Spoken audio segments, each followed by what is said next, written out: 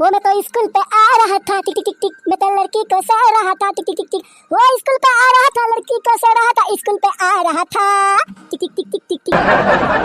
अभी तू तो बहुत दिन स्कूल नहीं आया, तू कहाँ गया था रे?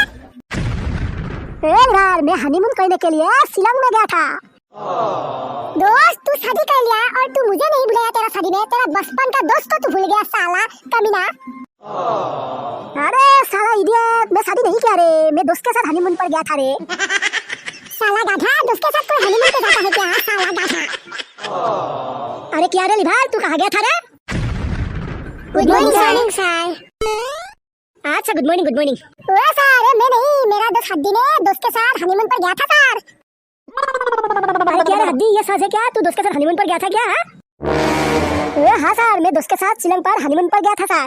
हाँ साला बदमाश, बहुत अच्छा क्या, लिखना पढ़ने में तो तू जीरो हो लेकिन एंजॉय करने में हीरो हो। हाँ साला तू जिंदगी में क्या बनेगा रे, क्या करेगा तू? सर मेरा जैसा बुद्धिमान लड़का ये स्कूल में नहीं है, मैं एक दिन बहुत बड़ा आदमी बनूंगा रे सर। साला महाबंदी ठीक है, अभी तू मुझे एक क्वेश्चन का आंसर बता तो। सर क्या सवाल है बताओ? अच्छा हमारा देश में कौन जिला पर सबसे ज्यादा बारिश गिरती है बोलो तो?